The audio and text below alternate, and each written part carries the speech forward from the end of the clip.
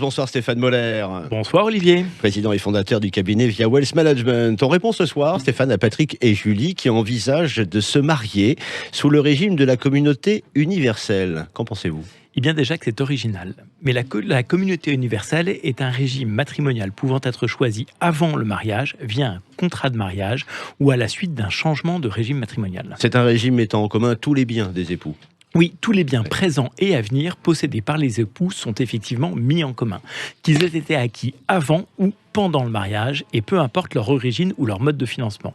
Il est important de préciser que dans ce régime, les conjoints sont responsables de leurs dettes personnelles sur l'ensemble de ces biens et que la gestion du patrimoine commun est assurée par les époux, ce qui signifie que chacun dispose de tous les pouvoirs pour administrer et disposer seul des biens communs sans l'autorisation préalable de l'autre conjoint.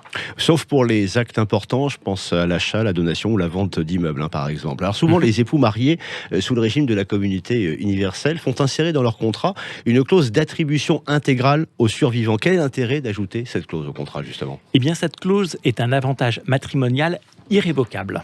Contrairement aux donations aux derniers vivants qui peuvent être révoquées à tout moment par le donateur. Oui, sauf en cas de changement de régime matrimonial. En fait, cette clause permet de garantir l'avenir du conjoint survivant en lui transmettant la totalité du patrimoine conjugal sans paiement de frais de succession. C'est-à-dire que le conjoint survivant se verra attribuer l'intégralité du patrimoine du couple au décès du premier conjoint et que l'ensemble des droits de transmission sont dus au décès du second conjoint. Mais quels sont les inconvénients de l'ajout de cette clause, Stéphane ? Eh bien, il y en a plusieurs. D'abord, pour les enfants du couple. Dans les autres régimes matrimoniaux, les enfants héritent en 2 temps et bénéficient donc 2 fois du barème progressif des abattements parents-enfants. Avec ce régime, le patrimoine des parents sera transmis dans sa totalité en 1 fois lorsque les 2 parents seront décédés. Les enfants sont donc privés de l'héritage de leurs parents décédés. Oui, et d'un point de vue fiscal, le mécanisme de l'ajout de cette clause n'est pas optimum du tout.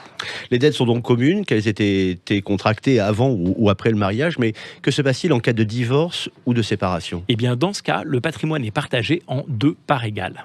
Et la clause alsacienne, dite alsacienne ? La clause dite alsacienne, qui peut être incluse dans le contrat de mariage, permet en cas de divorce, 1. de reprendre ses biens propres, 2. de recevoir la moitié des biens communs acquis pendant le mariage. C'est fou comme avec vous, chaque fois, tout devient plus clair en réalité. C'est Olivier. Merci à vous, on se retrouve demain toujours ici. À demain. Chronique à retrouver en podcast bien sûr, sudradio.fr.